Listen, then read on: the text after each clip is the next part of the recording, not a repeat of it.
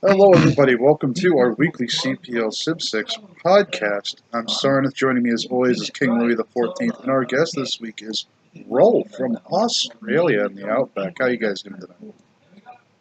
Yeah, I'm swell. Thanks, are you actually in the Outback, Rolfe? I knew you guys were going to mention where I'm from.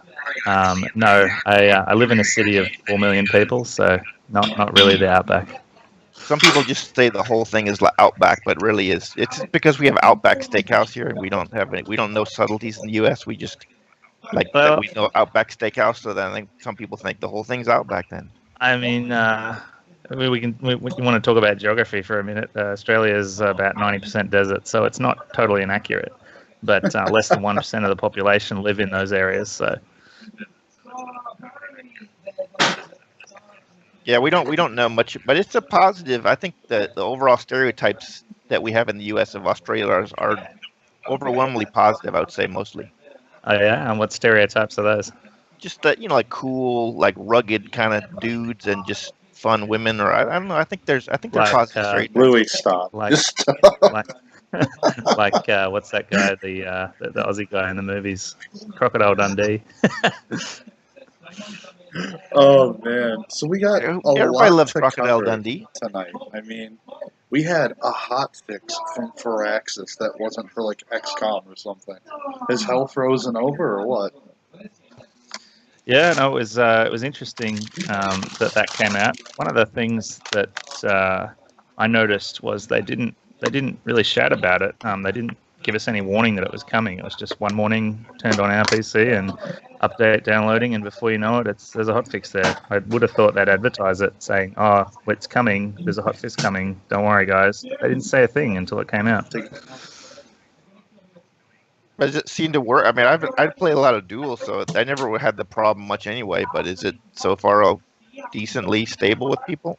Well, I did a bit of testing myself. I know that others have done more, but it didn't take me very long to find a game with a broken spawn.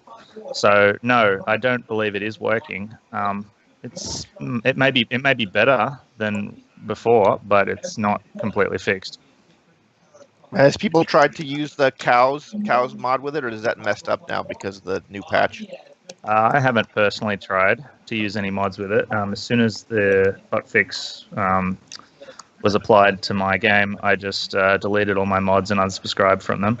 So yeah, I'm not sure if the mods are working, but basically I set up a game configuration using all the standard settings we use at CPL. So stuff like New World Age, abundant resources, balanced start location, all that stuff. I set that up and just ran a few test games, used the debug mode to reveal the map, and I think I ran 5 before I found, I think on the 5th one, I found 3 civilizations that were spawned less than 9 tiles apart from each other. So that's unplayable. It's not how the game's supposed to work. What about another one? Oh yeah, go ahead. I found another one, a few tests, because I kept testing it.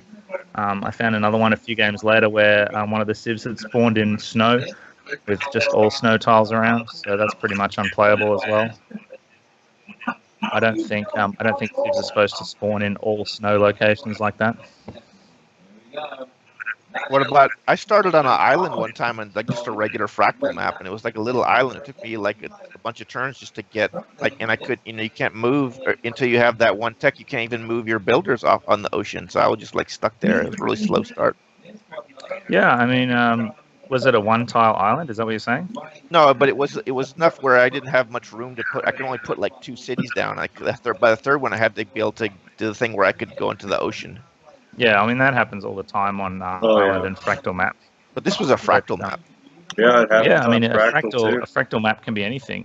I don't know about the game code. You'd have to ask Ripped or something about that, and how it sort of sets up land masses and everything. But my understanding is that a fractal map can resemble any type of map or parts of it. Like it could be half Pangea, half islands, or it could be like continents with little islands, or it could be like one big landmass and a couple of small ones. So I think Frandal's a bit random.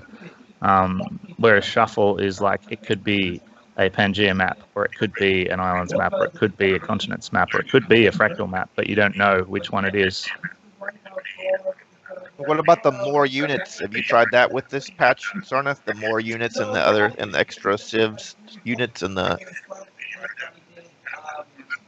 Yeah, I mean, I've been tinkering around with some mods, and it's been a fun little journey for a side project, but I haven't played it nearly enough to be fully comfortable with saying, yeah, it's more balanced or not. I do really enjoy it. It makes a lot of the would-be worthless civs actually really strong. The Does it tech add tree that many expansion. units?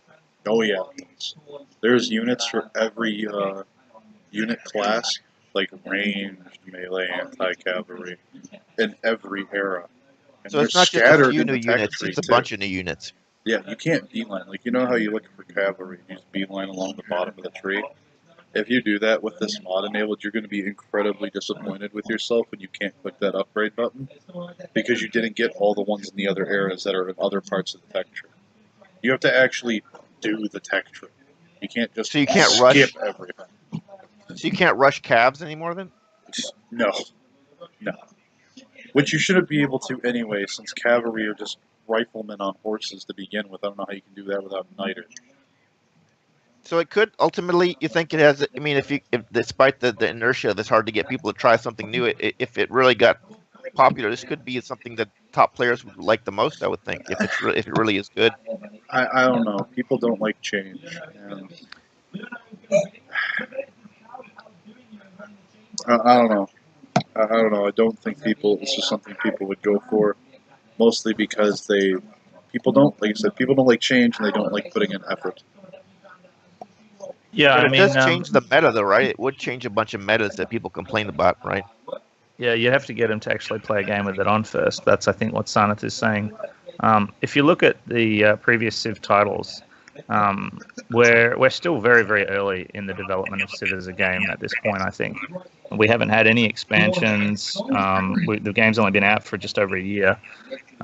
By the time Civ 6 came out, most of the multiplayer community of Civ 5 were playing, after 2 expansions and several years of improvements to the game, they were using a heavily refined no quitters mod for multiplayer and a random map generator that generated a balanced map. So I think it's a bit early to say that people don't want to play with mods. I think they're just waiting for the game to develop and grow and sort of come into its own a bit. Yeah, so inevitably I think we will get most of these Civ 5 players. It may take another year or so before it's considered, good enough for the people to want to jump off of 5 that really like it.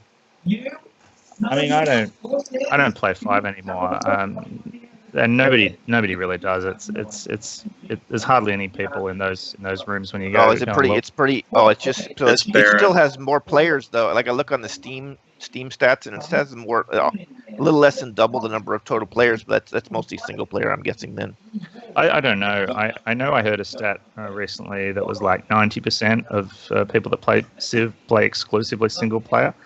Which baffles me because I love Civ and I've always been into the games all the way back to Civ 1 in the early 90s when I was a kid. But for me, the replay value on single player is really low. I think once you've beaten the game a few times on the highest difficulty level, it's kind of, you're over it and you're ready to move on to something else. Whereas multiplayer obviously provides a very different sort of challenge. Outwitting your opponents and playing against human opponents is just so much. Like, it has so much more replay value. You could play for. I think it's like that. I mean, that's part of I think our mission with the podcast is just to educate, because I think I've had periods where I got frustrated with multiplayer and just quit for a while. So I know there's other people like me out there that either they got frustrated or they just didn't know that the communities like this exist. Yeah, look, I mean, before I found CPL, I used to play pub games. I did find CPL pretty quickly. After I started playing Civ 6 multiplayer, because when I first bought the game, I played single player for a while just to sort of get used to the game and get a feel for it. But I was an avid Civ 5 multiplayer enthusiast, so I played a lot of hours of Civ 5 multiplayer, and I used to use a group on Steam, the Oceania players, because it was a lot more important in Civ 5 that you actually had good ping to each other for some reason. I'm not sure why. It doesn't seem to be as big of an issue in Civ 6 to play with people on the other side of the world. But in Civ 5, you'd get a much more stable game if you could get a group of players from the same region together and play a game. So we used to just play against... Sorry, go ahead. What was that, Sana? I thought you were done. Sorry, keep going. I was just going to say we used to just have a bunch of players in that group that were from Australia and Hong Kong and a few other places in Oceania around about. So it was local people. The other advantage of doing it that way is you're generally hitting people in the same time zones. So, people that have their leisure time at the same sort of times, weekends and weeknights and stuff. But it's great to be able to play on CPL now. Civ 6 not being as big of a deal if you have a high ping to someone else. I really love playing with the international community. It obviously gives you much bigger player base, people available for games. And it's just interesting as well to play with people from the States and Canada and Europe and other parts of Asia, even Africa and stuff. So that's cool. I mean, correct me if I'm wrong, but Civ 5, you had Pit Boss as an external server output that front-loaded a lot of the data transfer between players in the games. Honestly, I don't really know that much about the back end. That sounds right. I know you could elect to play a Pit Boss game, and most of the games I played, we'd turn that on, but I'm honestly not really sure what it did. That's why. So in Civ 5, you guys played on Pit Boss servers, which means all the data, the peer-to-peer data, was being front-loaded. All the heavy work was being done by the server. So all that mattered was your connection to the server. That's why it mattered so much for you guys to play in close proximity in like your region, like a game like StarCraft, Diablo, all those other ones that are based around your regions, right? In Civ 6, it's a full peer-to-peer with no server to do the heavy lifting. So because of that, all of the stress is on each person's individual computer hardware, and less of it's based on their internet, because it's not focusing on sending that data to a server instantaneously.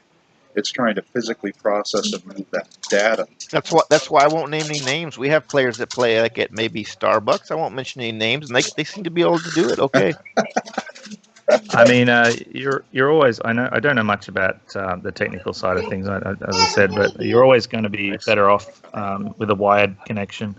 No matter how fast or slow your internet is, if you're relying on wireless transmission of that information, the data gets sent in packets, and it's easy to DC from a game when you don't have a wired connection if you're doing it wirelessly.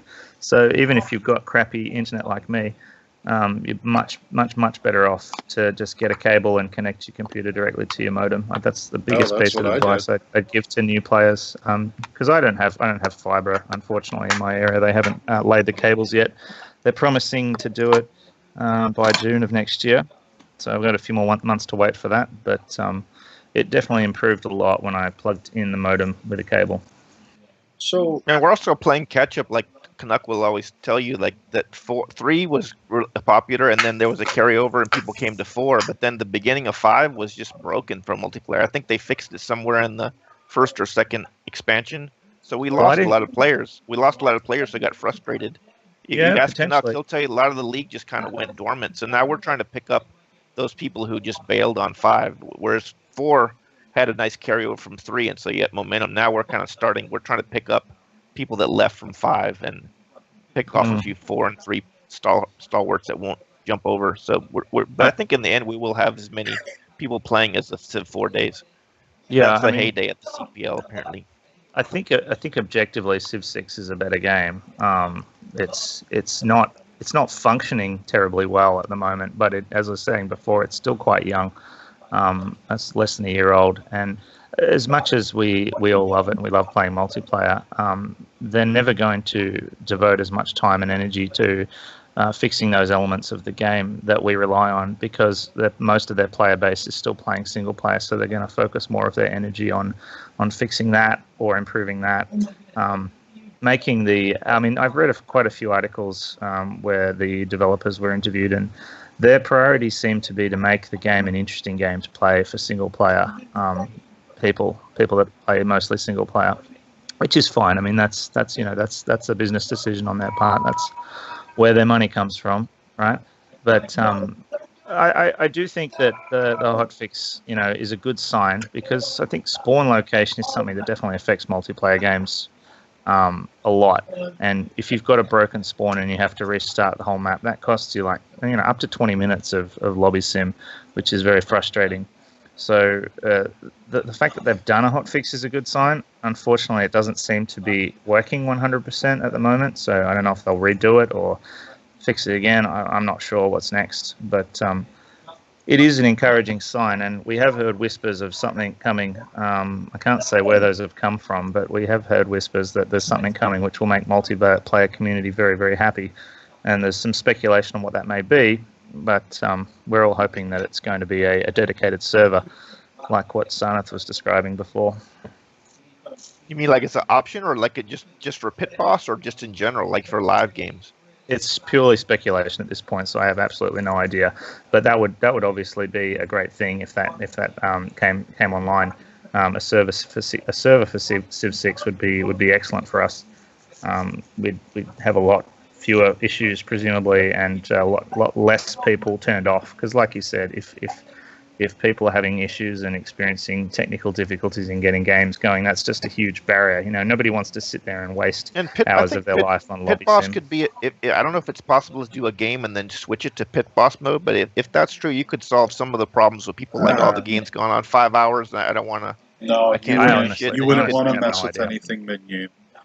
And because of how the data relation works, in theory, you would think it would work. But look at anything else you try to change or do in a mid-save. It racks it out for every other player but the host. Or the save corrupts and it just doesn't work at all. At least it would bring a few new casual people in. I think they will eventually have Pit Boss, and it could play against people that you would never play against, from another time zone with a Pit Boss mode. It's just like an addition to your other games. I could see that maybe happening for some people. It's never going to be that popular here, but it's just an extra thing. I think they'll be nice when they add it in. So, taking another look at things, right? Because this hotfix was supposed to fix the spawn locations. I've been searching high and low, looking for as many people. The people that are angry and upset are the ones that are going to cry the loudest. It's just how it always is. So warranted. I found more people complaining than I did saying it was good. But with all that grain of salt, keeping all that in mind, the hotfix seems to have created a lot of new issues. Well, kind of fixing the main problem of the spawns. You don't, I've been generating and making maps for my upcoming duel tournament, and I've been seeing them where players are spawning near snow. Almost every map I've generated, a player is near one of the polar ice caps. And I'm doing a duel map on a tiny sized map meant for 4 players in terms of land space in some of these. And to see that happen, it just doesn't make sense because I have the city-states turned off. So the city-states aren't stealing any potential spawns. These players are just being ejected to the ice caps. When you make a map, are you allowed to, do they give you the power to lock in where people are going to spawn, or that's not something you can do? Yeah.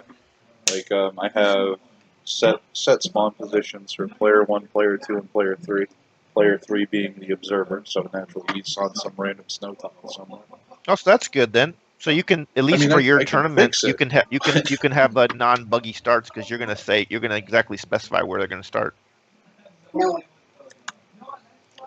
Yeah, but it goes back to the core issue being that the hotfix hasn't fixed this. If anything, it's hot broken, not hot fixed. I've been experiencing those kind of issues since the most recent patch, the Khmer Indonesia patch. I think we were all hoping for a hotfix initially because it was immediately apparent that something was broken with the spawning when we played those first few games after that last patch. It's taken a few weeks for this hotfix to come. And no, unfortunately, it doesn't seem to have fixed the issue. I don't know if it's created more issues. I think those issues were already there since the patch, but this is all anecdotal. I haven't got any hard evidence for this. I've only tested the game since the hotfix. I didn't need to test it after the patch. My very first game after the patch was completely broken. I'd spawned as Indonesia in snow with a city-state settler 2 tiles away or something. So it was obviously broken. And look, I will say this. I ran quite a number of maps, and only 2 of them were broken. And just to sort of just to really push the hotfix, put it through its paces, I set the sea level to high as well to try and limit the number of tiles so we could see if the map generation was working correctly. In many cases it was. I'm obviously, focusing in on the ones that weren't working. And as I said, it's not a very extensive test. I just ran a few maps and just tried to see what was going on. The biggest problem, I think, is when you have these situations where it's technically not broken, as in like you're not spawning within 9 tiles of another player or within 6 tiles of a city state, because according to people that have inspected the Lua game code, that's supposed to be the minimum spawn distance between 2 players. You've got a map where that hasn't happened, but what has happened is what Sarnet's describing, where you spawn in snow. You've got a settler on the coast with snow tiles all about them, snow tiles having 0 yield. So you can plant that city there and just have a population 1 city forever. That's crazy. You can't have that as a start location. That player is going to be irrelevant for the whole game. So what's the rule about, like, you playing with a 6-person FFA and you get a start like that? It's pretty unless you are you definitely allowed to get a remap, or do you have to get approval from the vote with other players? Technically, according to the rules we have now, you'd need to get a vote to pass. That's the problem. There's no objective sort of criteria for what constitutes an unplayable start. It's just sort of an honor code, I guess. We're relying on the people in the lobby to take a look at that screenshot and go, yeah, that's unplayable, and vote in favor of scrapping and remapping. The only times we force people to have a remap is when there's something that's very, very easily measurable and objective, such as the spawn distance. So if your settlers spawn less than 9 tiles apart, then yes, you must give a remap if the player requests it. But for something like a snow start, which is, I feel, objectively unplayable, but that is my opinion, and I guess you could say it is subjective, then it has to be a majority vote. That's the current rule. We sort of considered this and discussed this at length, and it's hard because some players might say that is playable, and others would, most people I think would say that it isn't. And we haven't had too many issues where someone spawned in a location like that and their lobby has refused to remap for them. I feel like that would be a very unreasonable thing for that lobby to do. So how often is that happening? Is it like in a standard game with 6 players? Do you think, is it usually a good, or do they have to remap, you think? Or I haven't seen a single instance of a lobby refusing to remap after someone spawned like that. I don't know if there have been any. Hopefully it won't happen. Is that happening in most games? I mean, are most games having one remap? This is the thing. It's happening a lot, obviously, since the patch, which is why we had this rule. But it's certainly not every game. I mean, of all the tests I ran, I think I ran maybe a couple of dozen tests since the hotfix. Only 2 of them were broken, in my opinion. One of them was because of spawn distance, and one of them was because of snow. But I guess we're relying on this reputation damage that you would suffer if you were petty enough to refuse a remap upon seeing a screenshot like that. Like if you saw a screenshot of a player's starting settler spawning in snow and they can see nothing but snow, and you voted down a remap, people are going to remember that, and people are going to say, post it. Yeah, because you're going to get a relevancy award in a lot of your future games. We're not about the court of public opinion, but in that case, it's perfectly fine to post that to the main lobby and say, like, what the hell? I didn't get a That's legitimate, I think. I feel that it is. And you got to be careful with that. Relying. There's one thing. There's a very fine line. It's a slippery slope on both sides of it.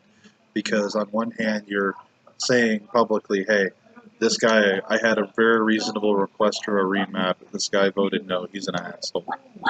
But on the other side, if you take it any farther than that, you're going into unsportsmanlike conduct, and then you yourself are going to be punished. Because instead of just letting someone know, you've now taken it a step farther and are now claiming that. Yeah, maybe better to just PM some admin. And like you could, I guess that's something you could question after the game, maybe, or you don't really have any recourse once the game's played.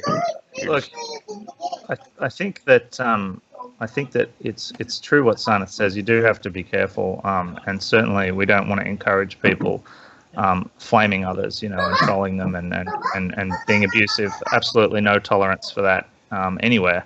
But it is reasonable. It is reasonable, I think, to call someone out for making a call like that. Yeah, within the game, I think. Yeah, within your own, like within the bot channels, posted so that other people can see it. And that's also your choice with your feet voting. If you think a player is like unreasonable, you don't have to play with them again.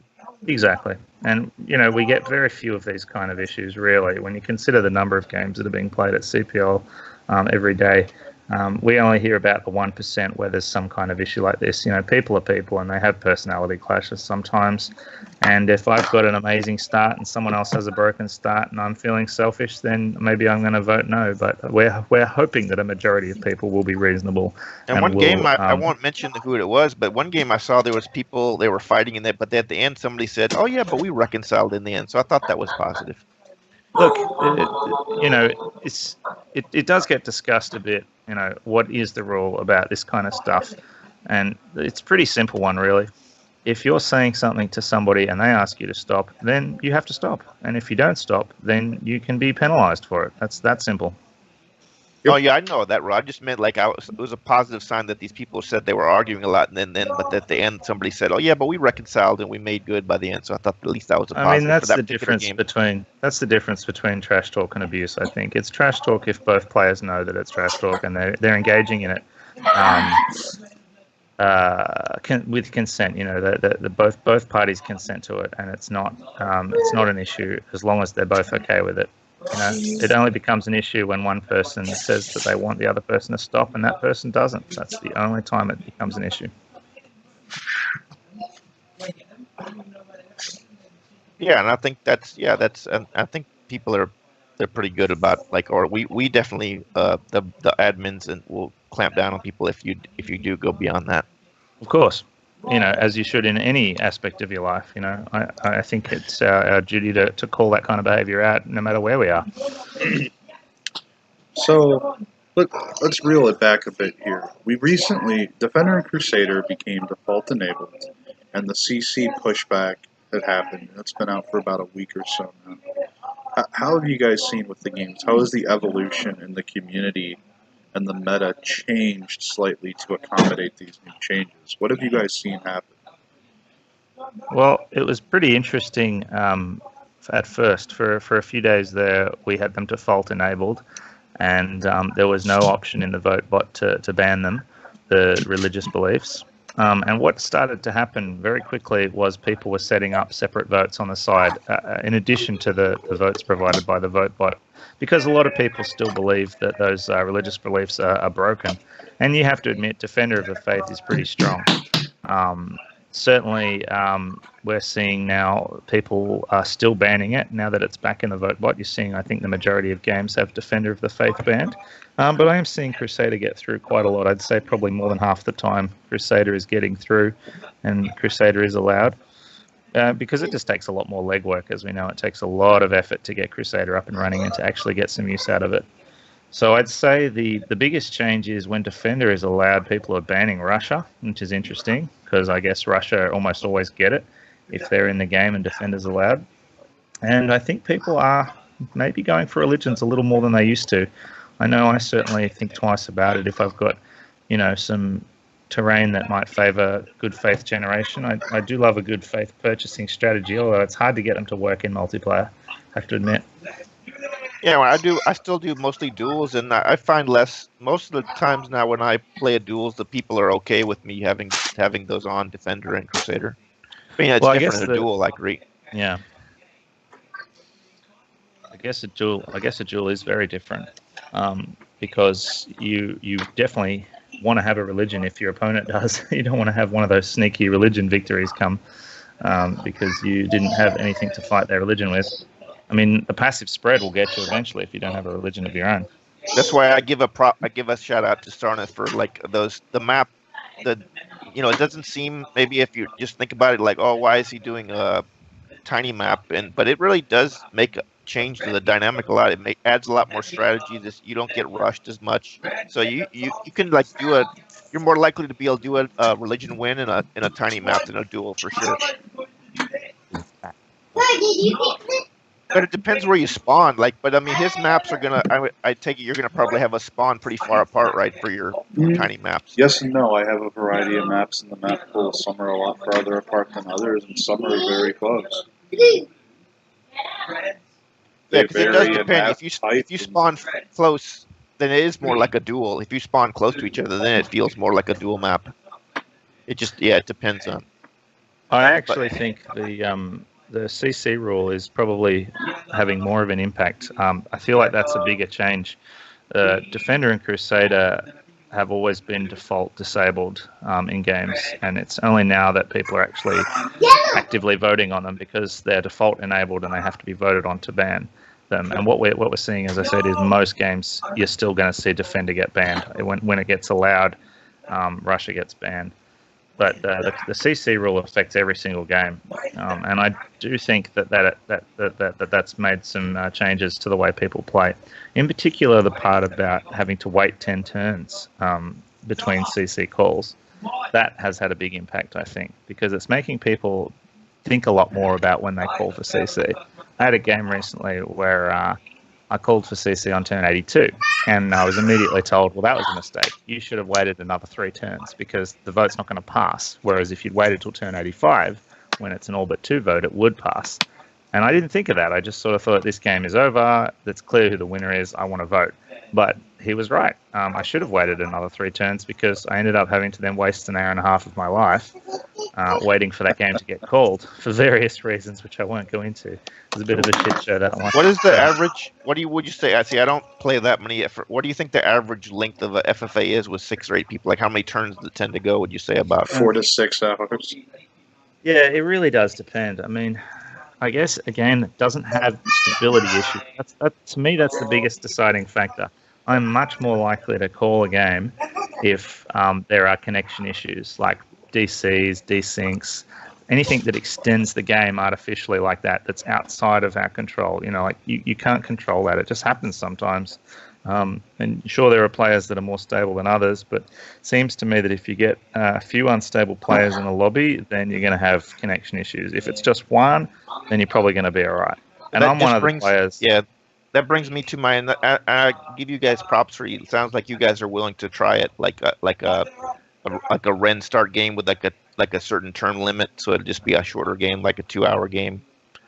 Yeah, man. I mean, I'm up for that. I've played a few Ren start games now, just unranked, and I think it's quite fun. I think people, as Sanath said earlier, people don't like change, and we're very attached to our ancient start, meta. But the problem with that is it's usually pretty apparent by the Renaissance or Industrial era when the powerful units start to come out. It's usually pretty clear who the game leaders are by that point. Having a Ren start game is really interesting because everybody's on an equal footing at a time when you have the potential to create some powerful units. And I feel like it's just uncharted territory. I think it could be really interesting. We do complain about how long games take sometimes. This is one really simple way to reduce the time length of a game and the investment of time you need to sit down and play a game of multiplayer. I'm surprised more people aren't going for it. But yeah, I think the timer is I think the key thing for me because like you just described yourself, of all the negative experiences you've had in the league, it's a good chunk of those are playing games that you wish had ended a long time ago, right?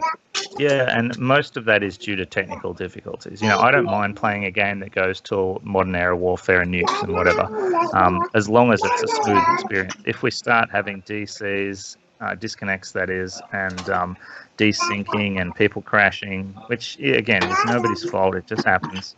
Like, that's when I start to feel like, this is boring. I don't want to do this.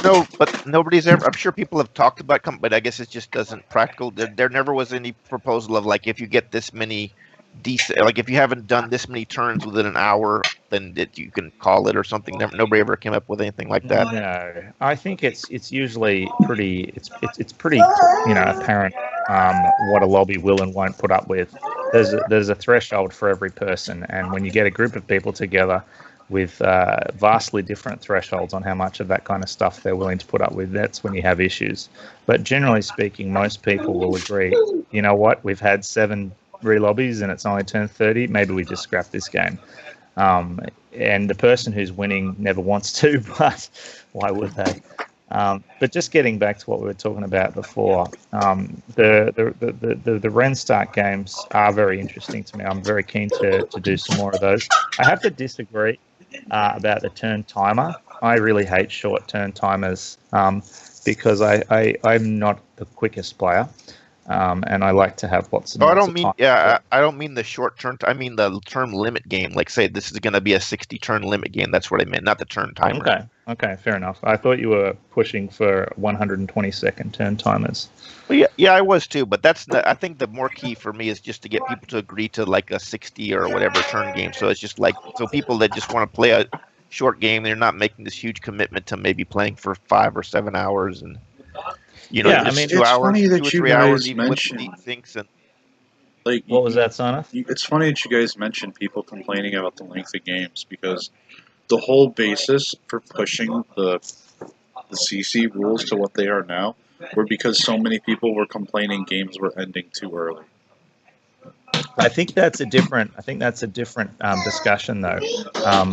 The people that were complaining about games being called too early, in my opinion, were more making a comment on the criteria that people were using to call a game. So saying that a game is over because somebody hits Cav and everyone else is 10 turns behind them in tech, or saying a game is over. I mean, I've seen games called on turn 40 because someone was Poland and they had 100 gold per turn. And it's like, okay, they're in a very strong position there, but are we really calling this game right now because we're afraid of them doing timing pushes? Like, they can't timing push everybody on the map. I do feel like there's a bit of a mentality with some players that, oh, game's over, too late, let's start a new one. Yeah, I think I agree. That's a separate thing. I'm more focused in, and I don't even experience this much myself, but I see it happen. I see, and I know how much that can. I mean, that loses us players every week, I think, or some. The player who got stuck in that 7-hour game. Sometimes that's enough to break somebody. If it happens, a couple times, then that's. I mean, I just look at that's how you lose players. Yeah, I mean, competitive multiplayer, no matter what the game is, one of the things that you always end up talking about a lot is balance, because it's key. Obviously, if you're going to have, games where someone's skill is the main determining factor in who wins, then you need a balanced game. And I see the Ren Start as another way of balancing the game. I feel like your terrain in your starting location has less impact if you're starting the game later in the technology tree, later in the civics tree, because all of that stuff, all of the techs and the civics are actually designed to help you take advantage of unfavorable starts, unfavorable terrain and locations, right? Yeah, they're designed to help you get around that. Civ 6 is snowbally by nature, and as every other Civ game, it heavily favors a player playing domination.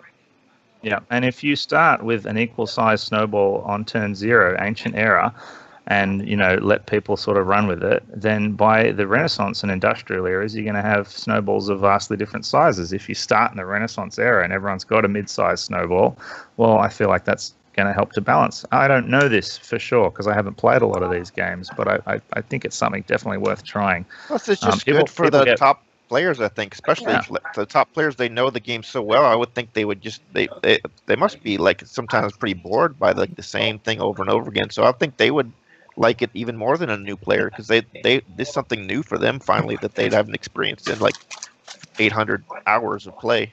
Well, something I've noticed since the patch, because one of the ways that we've been trying to overcome the spawn difficulties, people have been using a mod a lot, and that's good. That the mods seemed to work before they did the hotfix anyway. But one of the other things people were doing that didn't want to use mods or couldn't play with mods for whatever reason is they were tweaking some of the game settings, changing the resources to standard instead of abundant, changing the sea level to low, going up in map size, reducing the number of city-states, changing the start position to standard instead of balance. The problem with those setting changes is you'd have far more spawns where you have no strategic resources around. And if you have strategic resources and your opponents don't, then you can just classical war them into oblivion. It's ludicrously easy to beat someone who doesn't have horses or swords if you have them. And so the Ren Start takes away that problem probably, or more It's going to help I mean, it I more than think an ancient it start. balances it. I'm keen to try it. I hope we can get a few more people to try these out. I think this is something that people will like if they give it a go. But as it's been said, people don't like change. They're very attached to their ancient era start. Classical warfare, parlay into cav rush, snowball meta. Like it is a little boring after a while. It's why I play a lot more teamers nowadays, because at least with teamers, you didn't generally have a quicker game, but it's harder to kill a player if they've got two teammates helping them. It's a lot more dynamic. It's not. Yeah.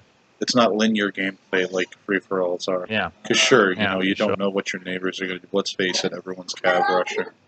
Unless you But I'm have also keen- ungodly defensive terrain in your field cannon rushing instead. I mean, I am also keen to try some more mods. Hopefully, the hotfix, given that it's mainly spawn location, is what it's addressing. Hopefully, not too many of the mods are going to have issues with hotfix. I know they haven't all been updated after the patch, the most recent patch, but I'm definitely keen to try some of those mods. Some of those scenarios, like the more units. I think that's the one that Sarna's talking about. I think I want to try that. I think that sounds cool. I'd give that a go for sure. I did try the NQ balance mod. I think it was a Hellblazer mod a long time ago. Wasn't a big fan.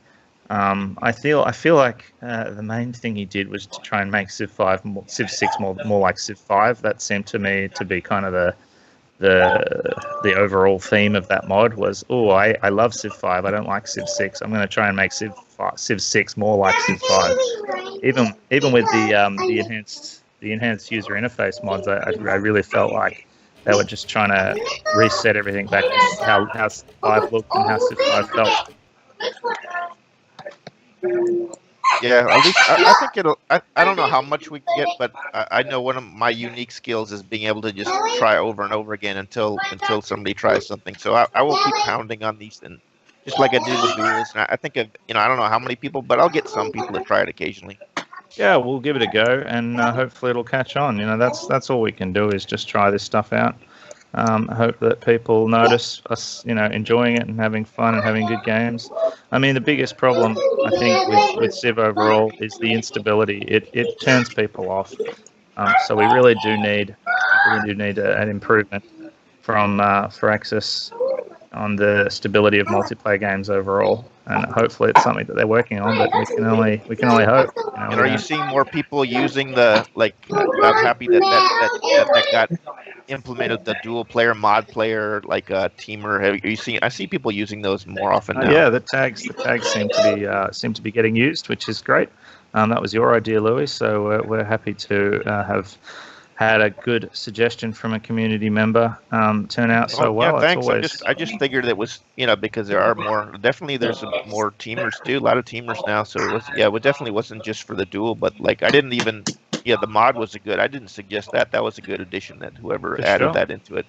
Yeah, well, it just, those kind of tags are useful for people that are only looking for specific kind of games, and it's an opt-in system, so you choose to get the notifications. We're not spamming people that don't want them with notifications, which is always good.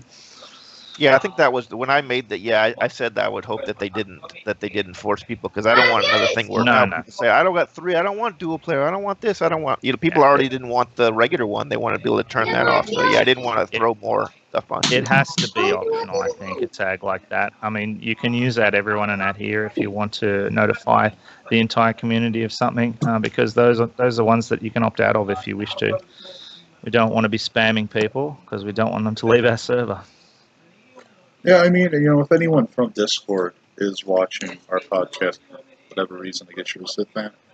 But if you could make an update somewhere down the road where you can set roles to be muted, then that wouldn't be an issue anymore. Yeah, for sure. I mean, at the moment, if you want to mute notifications that are tied to a role, you just have to remove that role from yourself. And depending on what that role is used for on the Discord server, that could be an issue. That could prevent you from joining particular channels, potentially, or stuff like that. So it's not ideal. But I guess at here and at everyone are commonly used tags that are used on every server, and people know what they are and know how to use them and know that they can mute them if they want to. So for me, that achieves the same purpose using tags like that. It's a way to get everyone's attention who has opted into being called like that without spamming anyone that doesn't want it. Absolutely. And we're doing more of the vote. I'm happy to see that. We guys are doing more, the admins, and putting more votes out to the community. So I think that's always a positive. Well, unfortunately, the player panel never seem to be able to make up their mind about anything, which is good. It's good to have that we have people of very different backgrounds in there. You're in there now too, Louis, and of course Sanat's the no in there. Quitting, I think that's pretty. The player panel seemed to be pretty strong on the no first place ties, and it looks like the greater community is heavily in agreement with that too. Well, yeah, and I mean that's a rare thing. I think a topic where almost nobody has taken the opposite view. There's been almost unanimous support for that, and there's been a few people playing devil's advocate and piping up with arguments that maybe others hadn't considered.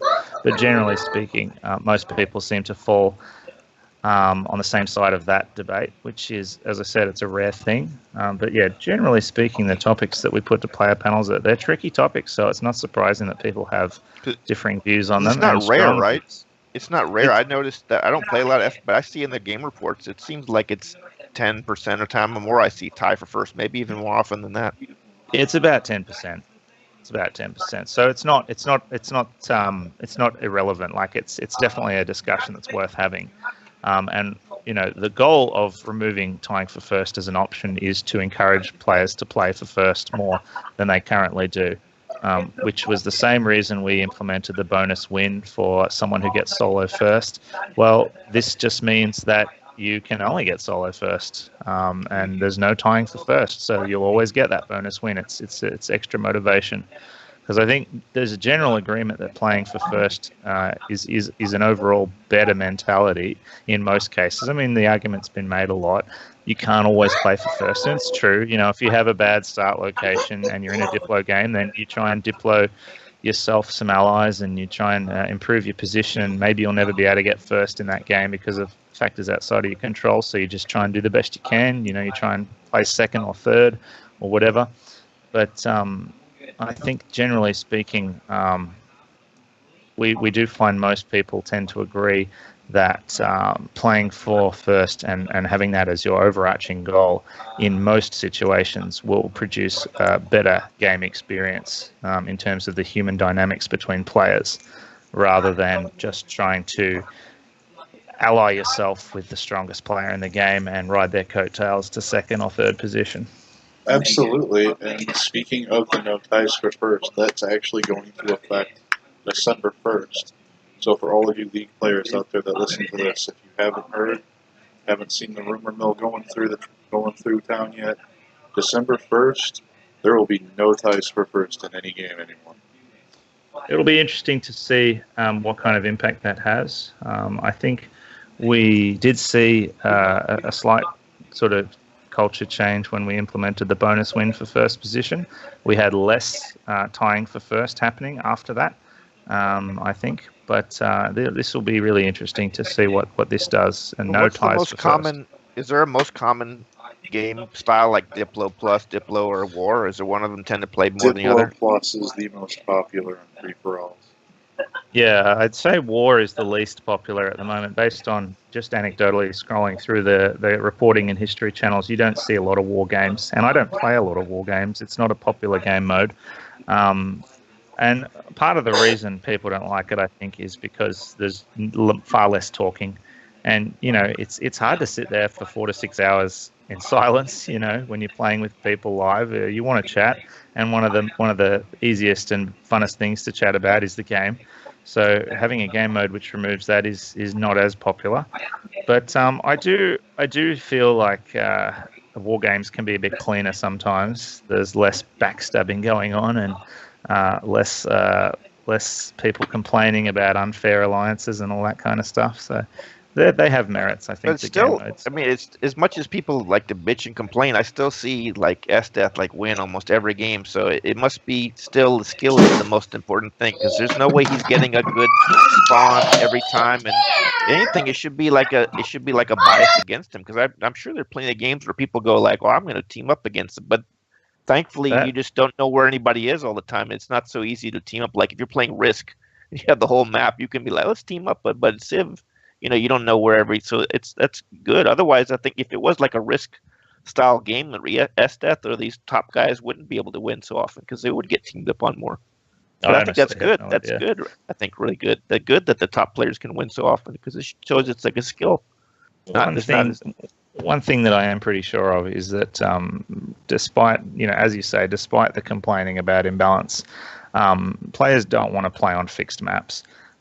That's a really obvious solution to the problem of imbalance is just create a bunch of fixed maps that have fixed terrain, fixed resources, fixed starting locations, because it takes away the explore element. There's nothing to explore because if you play the map enough times, you know where everything is in advance and you don't have to explore the map. So there's an element of randomness in playing the game as it currently is, which people enjoy. I think we'd just like to be able to take away the broken spawns and the lobby sim that is all part and parcel of the 6 multiplayer experience right now, unfortunately. And those of us that love the game enough will put up with it. But it is sad when I see players leave and stop playing it because of how frustrated they get with it. And I understand, I sympathize, I've felt that way myself in the past, and I've had, long breaks from it. But how much of it is, I don't know the technical, how much of it is the instability, or how much is I just wonder if you had 6 people like they have great rigs and great internet, would their game desync a lot less than just your average 6 people? Or is that not a big difference? Anecdotally, I'd say yes. I know that I'm not running Civ on the world's greatest machine here, and I'm in Australia, as you mentioned, and far away from everybody else. My internet's not great. So certainly if I'm in a game with a couple of other players like myself, then there tends to be more connection issues. If I'm in a game with 5 to 7 people who are running Civ on good machines, there tends to be a lot less issues. As Sana said, it's a peer-to-peer, 100% peer-to-peer connection. So if 2 or 3 people in the game have issues with their machines connecting to each other, then that's when you really start to get these unplayable games. Is that something you think about when you get in the game? You're like, okay, it's these other 2 guys that have had trouble. That we all have bad. I shouldn't try to play in that game, or does it not happen? Sometimes. I mean, I've backed out of games before because I've seen that there's a couple of other players in there that I know are running their games on machines like mine, and I've just thought, no, I don't want to be in that game and add to those issues. But it's hard to know. There's so many players on CPL now. I don't know everybody, and I certainly don't want to make assumptions about what kinds of hardware they have. If they posted another issue, I'm just noticing it more, or it seems to be this. I don't know. I'm noticing this more people complaining about. Hey, you're in the staging area, but you're not trying to play right now. Is that happening more often, or am I just noticing it more? Oh, look, I mean, if you sit in staging AFK, it's a bit annoying, but it's pretty easy to find out if someone's genuinely sitting at their computer waiting for a game or not. You just mention them in Discord, and if they don't reply, then they're AFK. Yeah, so it's not that. It's just something for people to really complain a lot. It's not a big issue. Something to be aware of. I know it annoys some people, but the reason we have the staging lobbies is so that there's a visual indicator of how many people are looking for a game. So if you sign into Discord at 1 in the morning and there's no one else online, you're probably not going to get a game quickly. But if you see there's already 4 or 5 people in there, well, I'll probably get one soon. So maybe I'll be a bit more likely to stay close to my keyboard so I don't miss out. But we're seeing so many games getting played now every day and starting at all times of the day and night because of the international player base that I think that'll become less and less of an issue. It won't matter if there's a few people AFK in staging because if they miss a game, there'll be another one starting within the next 30 minutes. Yeah, and the barbs, I mean, I think people were skeptical, but I'm happy to say, I mean, it wasn't my idea or anything. This was the old for the old league, but that's really been a success, is barbs on and off rooms. It really got a lot of people to play barbs that never played it before, didn't play it much. That's been like a good suggestion. It has, and it's caused a little strife as well because barbs are a part of the vote bot, and we've made accommodations on the bot to where these separate channels can be better utilized. And eventually, I mean, I'd like to see the on-off stagings go away and return to maybe just one staging lobby, or just staging lobby 1 and staging lobby 2. and let players vote again, because before we had a culture coming in that played almost exclusively barb games, and a culture that didn't, because ever since the Persia patch, barbs just destroyed a game. Anyone without a top-notch computer would be lagged out of the game by turn 40 or 50 at best. That's not the case anymore. It's been fixed. But not many people knew about it. And now that we've done it this way, that knowledge is there. People know. And the other thing is, we got so used to playing without barbs, and they do impact heavily on the balance of the game. They're just one more factor in that equation, which is very far from balanced. So, the people that don't like playing with barbs on, generally their reasons are that they feel that the barbs imbalance the game. They do, but so does a whole lot of other stuff. So I guess it's just about deciding what your threshold is. Personally, I don't really mind. I'll play with them on. I'll play with them off. I have noticed that although it's not anywhere near as bad as it used to be, that there's still an element of lag that I find there's a connection with whether barbs are on or not. If they're on, I feel like games are a little bit more laggy, particular ones with lots of players. I'm tending to avoid games with more than 8 players now, though. I'll stay well away from any lobby that gets above 8 people, because I know that the chances of it being smooth are very low if I'm in the game. So I actually am quite enjoying 6-player games. I've even had a couple of 4-player games that I've really enjoyed. They're quicker. Like a free-for-all, you mean? Like a free-for-all? No, I'm more into teamers. Yeah. Oh, okay. I'm more into teamers at the moment, and it's because of that sort of, as Sana said, a much more dynamic gameplay, less linear, and more fun, more enjoyable. You're chatting with people, you're talking. It's an interactive game, but I do love a good free for all as well, and I'm sure I'll go back to playing lots of those. I'm just sort of going through a phase of teamers at the moment. I guess it's just all about what you're enjoying at the time. I could see them getting rid of the barb on and off, but I think some of the point of doing that is like sort of push the players to try other things. So I could see we could put something out for Diplo or non-Diplo, or maybe a timed game, a timed turn ones and a non-timed, just to let people just kind of give people an option to try something when there's that inertia. Like you sort of push new ways of trying the game to people. Like a gentle push when you have another room. Well, you have a whole half of it. Like this is, like if we did, I don't think it would happen for turn limit games, but I'm just as an example. If we did that, you certainly would see more of them if there suddenly was half the thing was turn limit or no turn limit. But I guess that's a good one to do. That it's not popular enough. But just as an example, like it worked with the barb. As soon as you had the option, where people played a lot of barb games. I guess the thing is, we do want players in the lobby to be able to decide on the majority of game settings, whether there are options to change game settings. We want the players in the lobby to be able to decide that. We don't want someone to feel like they're being forced to play with particular game settings just because that's where there's more people in the staging rooms. So I'm with Sarnath on this one. I'd like to see those rooms go and go back to just having one staging room. But I do think there's potential for a couple of different staging rooms, but I see that as something that's going to be more about the kind of game you want to have overall, like whether you want to have a really sort of silent, ultra competitive, uber balanced war game, or whether you want to have more of a casual, just almost not a pub game exactly, but more friendly, more relaxed, more recreational. Is there a place, like if somebody wants to do a certain host game that's a very particular game, like with certain hard-coded settings, where are they supposed to host that? Just still in the regular area, or are they supposed just in the regular area? But they should advertise those game settings, and certain people will say that I'm going to host a game now, but it's going to be islands. Or I'm going to host a game now, but it's going to be a war game. Or I'm insisting that the turn timer be 100 and 180 or whatever their preferred setting is. You don't see that happen a lot. Most people are happy to let the lobby decide on stuff like that.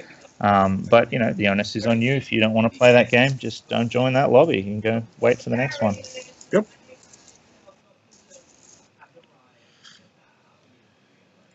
Yeah, so it doesn't need to be. It doesn't need a special room for that. You just I don't think so. it in I think we have.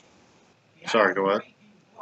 I think we have enough staging rooms at the moment. I'd like to see less, not more, just because it means people will be waiting less time for games and will feel less pressured to play with settings that they prefer not to be forced to. I think everyone should have the chance to vote for the settings that they want. So at this time, I'd like to throw a shout out to Clan KC, the Knights of Civilization, who have returned for Civ 6. They're running another training event on Tuesday, November 28th, and it's going to be at 5 p.m. Eastern. It's actually pretty exciting to see one during the week. I think a lot of people were upset they couldn't make a weekend one last time. Yeah, that's great. I mean, the more events like this that are happening, the more chance that more people can be involved. Sunzi have done 3 of them now, and they've been really successful. We're really happy with how they've gone. And we had our last one, actually, we split into beginner and advanced, which was really great. And I'm happy to say we're planning another one right now, probably in early December, the first couple of weeks of December. We'll put that on, but we'll definitely give you more details of that when we have them. I was happy to see that there was some playful bad blood, or maybe it was real bad blood inside the clan channel. It was I think it was the new FX one where it wasn't too hardcore, but they were trash talking the KC, or KC was trash talking. And I was happy to at least see some, because I don't see a lot of it's supposed to be like this big oh you're this clan and but I don't see a lot of trash talking between the clans. I'd actually like to see more of that. There's no reason to trash talk yet. I mean, we've only had one inter-clan event since we sort of booted up the clans, and I have to say it was pretty clear who was going to win that from the start. Well, but then but the OP did get revenge in that, but that was just one tournament, not the whole clan thing. So I think Sunzi's got the edge on that run, but OP did win the next tournament though, so they did get a little bit of. That tournament was probably one of the most embarrassing moments of my life. Just for anyone who doesn't know, I'm happy to admit that I completely left iron out of my calculations and 100% screwed up that game for my team. I had Aztec Knights with 7 luxuries attacking me on turn 40-something, and I was like, yep, I'm ready to defend. I got chariots ready to upgrade, went to hit the upgrade button, realized I didn't have iron. Shit, someone on my team send me iron. Shit, none of us have it. So that was a colossal screw-up on my part. Well, this could be like a ministry. If this feels like you're cleansing your guilt away, we can be of that service for you. So if this is like therapeutic for you to admit to everybody what happened, that's fine. It was pretty funny. It was epic fail. Didn't that happen during the TCL tournament, the 3v3? Yeah, that's exactly right. It was on the fixed map, Inland Sea. And look, the team that won that game won it because A, they were very highly skilled players, but B, they had practiced and planned for that tournament. They spent a lot of hours learning that map and, crafting their strategy to the point where the city locations and the tech timings and all that stuff was all pre-planned, and they had it all ready to roll out in advance. So it was very clear who had put more effort into preparing for that tournament. Well, I guess they weren't happy. I guess that CC that Sunzi did and burned in there, and that I guess that motivated him for the next time. Well, the interesting thing is the CCC actually happened while the TCL tournament was going on. The TCL tournament stretched over weeks, potentially months. I can't remember now, but it was several weeks at least, whereas the CCC all happened in one weekend, which to me is a better event because it's just like, it starts, we play some games, and it's over in a couple of days instead of this sort of long, drawn-out affair. I know that I played my TCL tournament round where I had this spectacular iron fail. I know I played that before the CCC because I learned a very valuable lesson, which I was able to apply in the CCC, and I had a great time taking part in that event. Yeah, the next CC is supposed to be in January. Yeah, unfortunately, I'm going to miss that one, but I'm sure that Sunzi will put in a strong showing. And there's no truth to whatever rumors people spread that I'm starting a dual clan. There's no truth to that at all. Yes, he is. There's no truth to it at all. Yeah, he is. He's starting. Yeah, I mean, you're gonna enter the Challenger Series tournament, though, right, Libby? Yeah, I'm gonna. Are you gonna enter it? Yeah, if it happens on a weekend when I'm around, certainly. Hey, I'll enter. Sign-ups for that tournament start November 25th at 11 a.m. Eastern time, which is when And what's the when the games start too on December 9th and 10th. The first 8 people to sign up are going to be taken. well? So what time is that for you? What time is 11 a.m. Eastern for you, Rolfe? I'd have to think about it for a second. What time is it there right now in Eastern It's States? 10:05 p.m. Eastern time right now. All right. Well, at this time of year, the eastern states of Australia are 6 hours behind and 1 day ahead. So it's actually already Saturday for me here. 2 o'clock in the afternoon on Saturday. So what did you say it was? 11 a.m. Yep. I guess that would be. I guess that would be 5 in the morning. And what day did you say it was? It'll be December 9th and 10th, and it's a Saturday and Sunday. Yeah, so that'd be 5 in the morning, Sunday, Monday for me. So maybe not, based on the time You're killing zone. me. When I got in touch with you, you said those were good times. I think the weekend's a good one, but I don't know. The Sunday one's no good for sure. It's rough because I got kids, so I can't do Friday morning. No, for sure. And what time? It depends on how fast you. It's just a duel, so you could probably get that 5 a.m. game plenty of time done before work. I don't know what time. Well, I think it's a series. It's a series of 3 games, isn't it? Well, it's 2 out of 3. So yeah, I guess 2 out of 3. So it's potentially going to be 3 games. I think you'd need to have at least a few hours set aside if you wanted to be able to finish 3 games, potentially. Yeah, look, I think you just bring your desktop rig to class and be like, look, I'm one of the best Civ players in the world, class. I'm going to finish this match while you guys watch this movie. Yeah, well, I tell you, there's a little more to teaching than just putting on movies, unfortunately. Otherwise, everybody just would. While you're finishing your duel match, I mean. Just put on your eulogy. My eulogy. Oh God, what's happening to me? I'm very keen. We'll see. Maybe I'll take a sick day on Monday or something. I did try to pick times that would work for both Asian and Southeast Asian time zones.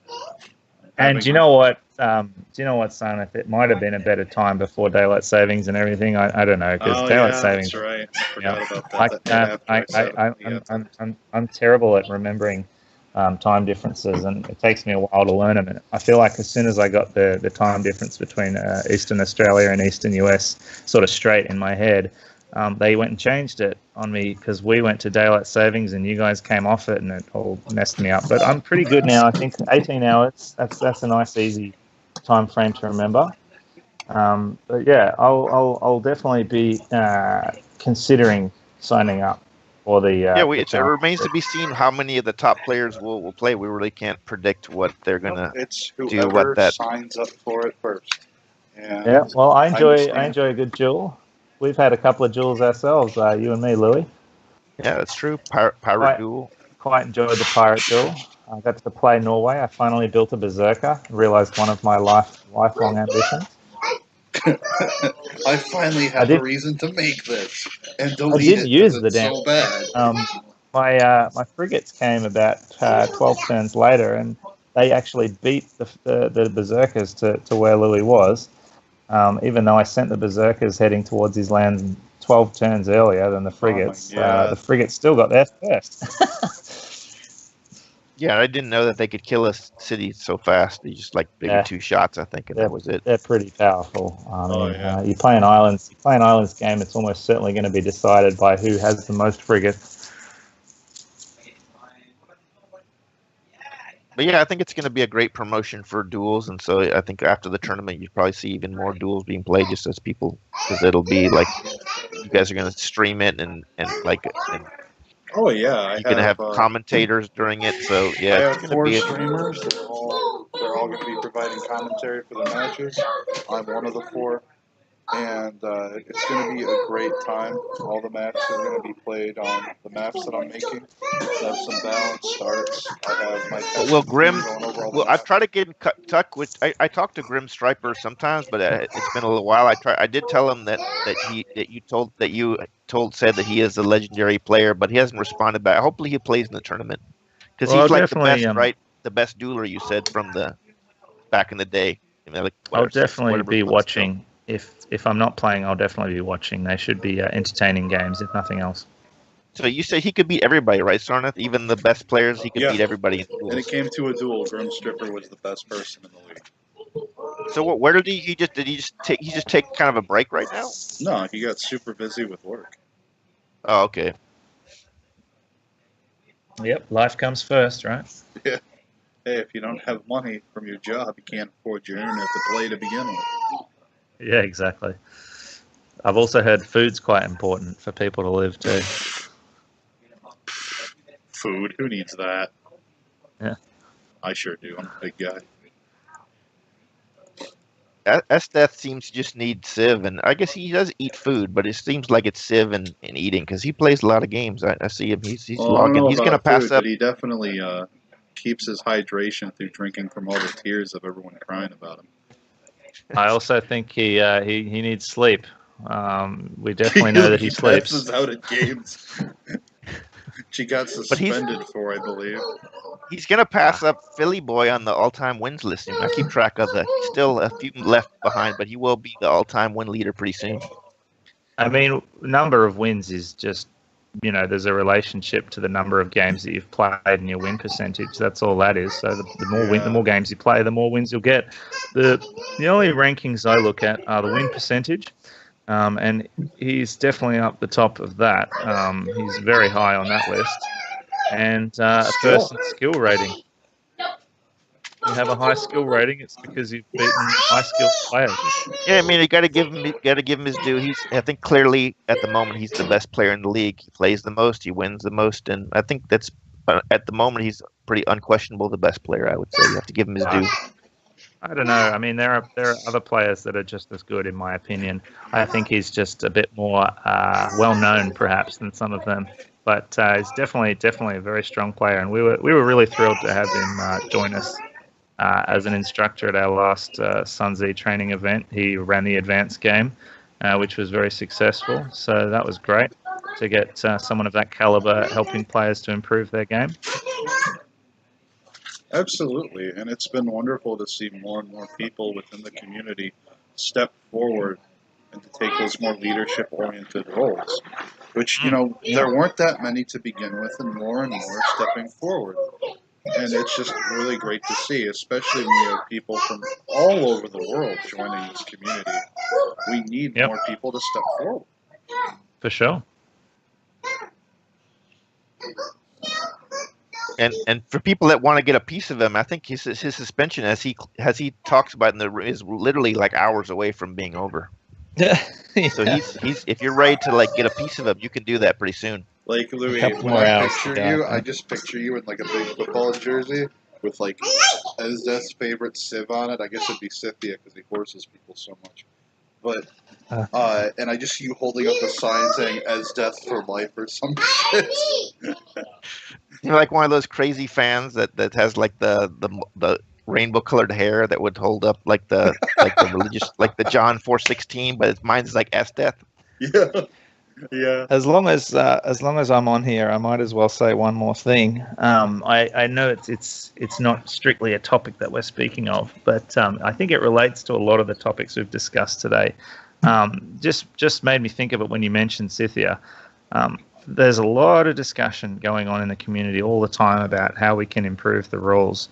And that's a good thing. I think all the debate that happens is very healthy, and having people, as I said it before, have strong views on topics, and people that disagree sometimes, that's good. We want that. And we want to hash all that out and hear all those arguments, and we want to hear all sides of the debate before we, make any kind of decision about what kinds of extrinsic rules we're going to impose upon the game. Because, most of us can probably agree that Civ is not a balanced game, and any rules we impose on it, things that are not built into the game, like general stacking and the banning of certain Civs, they're just an attempt. The way I see it is they're an attempt to try and balance the game and bring a little bit more balance to it, so that the player's skill plays more of a role in determining the outcome than a roll of the dice. But my philosophy on that kind of stuff is that there should be as few of those kind of rules as possible.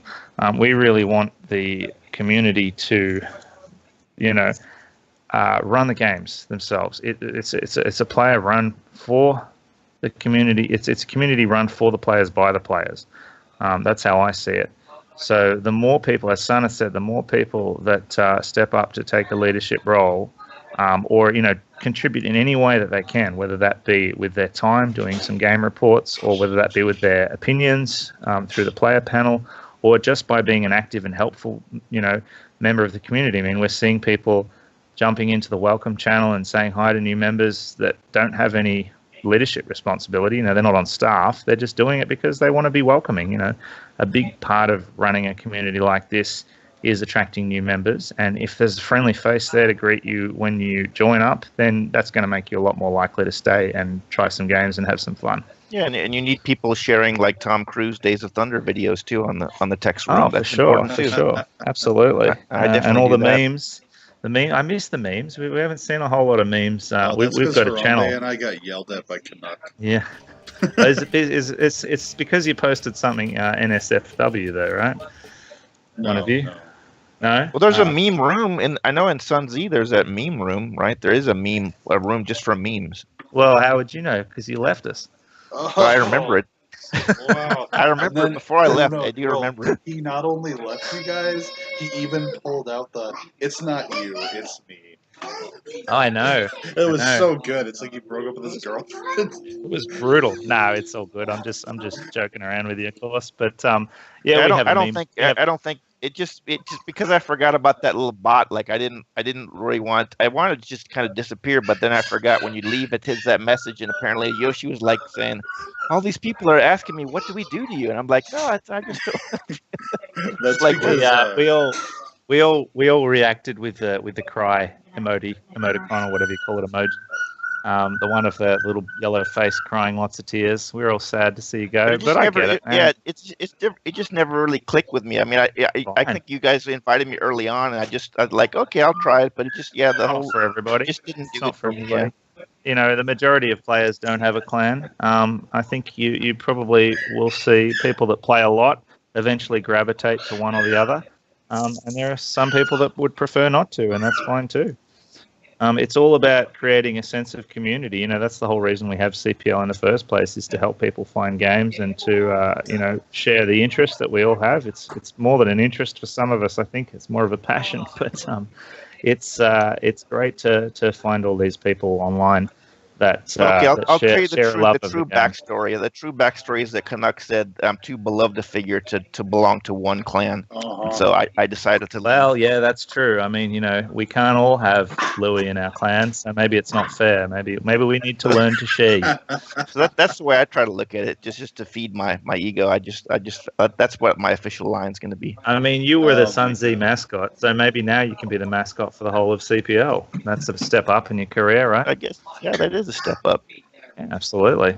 I can see you at the side of an intense Civ match with your honey badger costume on, jumping up and down and screaming CPL for the win. Yeah, it could just be honey badger's I think it's a good mascot for the overall league. It's like a fierce warrior that just doesn't give an F and just goes in there. I mean, if we get any donations coming through, I'll be voting that they go towards buying you a costume for sure. I just go out like Hollywood Boulevard and you just put the sandwich board on and start promoting the league. Just start approaching people who may or may not want. Maybe choose your audience a bit more carefully. Maybe go to like Comic-Con or something instead of Hollywood Boulevard. But not just random people on the street, just assaulting them with my laptop, and that might not go over too well. Maybe not. Yeah, some people get put off by that. But it would get on the internet, get on the news. Crazy guy trying to make people play some game called Civilization 6. Just as a side note, I actually read an article the other day. I think it was in Rolling Stone, and they were ranking the top 10 most addictive video games of all time. And unsurprisingly, the Civilization series came in at number 1. Oh, yeah, I mean, original Civ is like legendary. Even people that don't even know anything about video games may have heard of Sid Meier because it really was. I mean, it wasn't the only. People say that the Master Ryan was a similar type game, but Civ I think got a lot more attention. It's a lot more famous, I think. I think it's certainly the most played game of the genre. I'd have to say that the 4X turn-based strategy genre, I'd have to say it's probably, I mean, that's just anecdotal. I don't have any proof of that, but it seems to me that, and there's a lot of games in the series too. There's games that people aren't even aware of. I had a lot of fun a few years ago playing Colonization. That was a nice little title that I think got overlooked. Didn't have a lot of replay value. I might have played 20 or 30 hours and then got bored of it, but it was a fun little diversion for a couple of days. Yeah, and Alpha Centauri is actually it's actually higher rated than any of the actual Civ games. That was a very popular game. I really enjoyed Beyond Earth. I know not a lot of people, not a lot of Civ fanatics got into that one. But I really enjoyed it. I found it very diverting, and there was some fun multiplayer. Unfortunately, the meta was kind of broken in that it was just whoever got to, I think, level 3 or level 4 infantry first won the game. It was ridiculously overpowered. The units would be like double the strength of everyone else's units, so you couldn't fight that. Yeah, I didn't play a lot of Civ 5 though, so that's I played tons of Civ 4 and the original Civ, but I never played a lot of 5. So you played a lot of 5, so it's natural that you would like it just didn't feel like a new game though. It felt like a offshoot of Civ 5. Well, it had a few things in common with Civ 5. The Beyond Earth used the 1 unit per tile rule, which was introduced, in terms of the Civilization series. That came in at Civ 5. The interesting thing about it was it had this whole different system for determining the strength of your units. It wasn't completely tied to technology. It was tied to something called affinity, which you earned through researching technologies, but you could also earn it other ways. And there was a whole lot more of the explore dynamic in the game too. Like, exploring was huge. If you got a few explorers out and they picked up some goodie huts, the equivalent of goodie huts, and they actually could excavate archaeological sites and get all sort of bonuses from that, you could run away with the game just based on pure luck. So I guess that's why it never really took off for multiplayer, because of how imbalanced it was. But it was a lot of fun. Makes sense. The orbital layer was cool. That was cool. They had this orbital layer, right? I think that was a good I enjoyed building some fucking laser satellites and carving shit up. But it was never I think going to be as popular in multiplayer as Civ 5 and Civ 6 because of the imbalance. And it was not easy to find games either. I struggled to find games. There was no sort of community for it. You had to just play pub games, and the problems with pub games. I don't have to tell you about those. But were you able to find plenty of multiplayer for Civ 5? Yeah. I was a member of a very active group and a moderator as well of the Oceania CivPlayers group, which had a lot of great players. I've tried to bring them over to CPL, and some of them have, but a couple of them sort of prefer to actually stay playing Civ 5. They just still love Civ 5 so much that they haven't come over to Civ 6 yet. Yeah, like I said, if you look at the Steam stats, there's still more people playing Civ 5 overall. I don't know what the breakdown of it, but there's still more people playing Civ 5 than Civ 6. I'd be interested to know, well, I think part of the reason for that kind of statistic would be that almost everyone who has Civ 6 also has Civ 5 and has played it. I'm wondering whether those statistics take into account how recently the game was played or how many hours. Oh yeah, they look at it's called Steam Spy. It looks at like how many actual game played time. Okay. And Civ 5 has more of that than, but I don't know the breakdown of single and but the other thing is, that of course, play Civ 3. Yeah, the Civ 3 has a little community still playing it even. I got Civ 1 on my iPad, and I play it when I'm on the train and stuff. Sometimes it's a fun game. I mean, honestly, if you're into the older Civ games, you can get Civ 1 and 2 on Abandonware. That's free. You can pick them up for free. Yeah. Hell, I downloaded Civ 2 again today because I found my Masters of Orion 2 disc. I was like, I can get them both on. I got a DOS emulator for my iPad and just chucked a few old games on there. It's a fun way to pass the time. When they dropped the price, I think they dropped it to like a free for Civ 3 for a little while. Now it's like $5. There was I looked one time a few weeks ago, and there was more people playing 3 than 4 because those deals they make. Civ 3 is supposedly very good. It's the only Civilization, sort of the only main title, like from the main series, that I haven't spent a lot of time on. I didn't like Civ 3. I just never played it. I don't know why. It came at a funny time, I suppose, in my life when I wasn't really playing a lot of video games, and All I'm the staring at it others. right now. I have the Collector's 10 for Civ 3, which I never played though, but I have the Collector's 10 staring You at bought me. the collectors and never played it? I never played it. Oh The my deluxe God. digital edition. Yeah. Yeah, Canuck said he has it too. It was actually very broken at the beginning, but that's not really an excuse why I just didn't do it. But yeah, if you couldn't play multiplayer when it first came out, it was like broken, like really, really broken, like way more broken than whatever you guys would consider broken now. Like you couldn't play it. You can ask Canuck. So is It it was as just totally broken as broken. like Bioshock Remastered, where you can't even make it through the first intro scene? You just couldn't play. You can ask him. They had to do this play the world. That's when I think you could finally play. I think that's when the CPL started. Like it That's couldn't right, start at the beginning of Civ 3 because there was no ability. Like you just couldn't play it. Like broken is not a strong enough word, I guess. Yeah, that's correct. CPL started with Civ 3 Play of the World, according to Canuck, and I'm a recent member of CPL. I've only been with CPL for 8 or 9 months, but I did play multiplayer Civ 5, and my very first experiences of playing multiplayer games online were back in the days of Age of Empires and Heroes of Might and Magic 2, some of my favorite games when I was a kid. Like the MSN Gaming Zone, I remember that for Age of Empires. Found a few AOE games on there. Used to love sending those taunts to people. You know, those audio taunts you could send. Yeah, you hit the Don't number to point be that like, thing yeah, at me. need more gold. I need Yeah, food. all that stuff. I love that. Those are good. That was funny. They're making a new Age of Empires. We're getting pretty off the thing, but there is an Age of Empires 4 coming out. Just I heard throw about out that. there. Yeah, be interested to check that out. I hope you're listening to that, Firaxis. Your competitors are releasing a game. Better get maybe the hotfixing, buddy. Yeah, that's it. Maybe you should fix multiplayer. They're very different games, obviously. You know, turn-based strategy as opposed to real-time strategy. And I've always preferred turn-based because, as I said, I'm pretty slow and I like to take my time and think about what I'm doing. Well, if you really love RTS and you love Civ, the one that combined them really in an awesome way was Rise of Nations. That because the guy that worked on it actually worked on Civ 3, I think, and if you play it, it is like a real-time version of Civ. It's an excellent game. Rise of got Rise of Nations, and I couldn't really fall for it because it just didn't click right. Because I'm an RTS player. I played turn-based because I played Civ 2 when I was a kid, but I've always been an RTS player at my heart.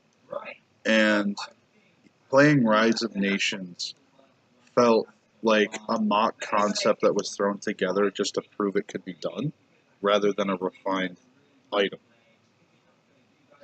It's slower though. That's what I like about it. It's just a slower pace. It's like not a StarCraft speed. It's like a slower than StarCraft speed RTS, which I like about it. It's like more strategy to it than just mad clicking.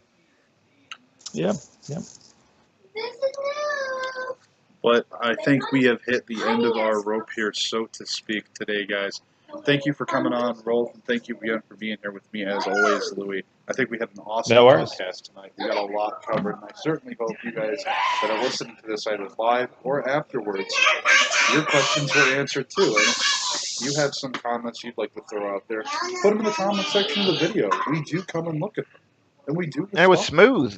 It's smooth. We didn't have any issues with we're going international here, and we didn't have any issues with like lag or anything. I think it was pretty smooth. Rip August's thanks, internet. Thanks a lot for having me on, guys. It was a pleasure. Yeah, it was great having you, and thanks again for as usual. I let Sarnath do the husky sign off like he likes to do. Oh yeah, man. And thanks for coming out, guys. Really appreciate your viewership. We hope to see you guys next time.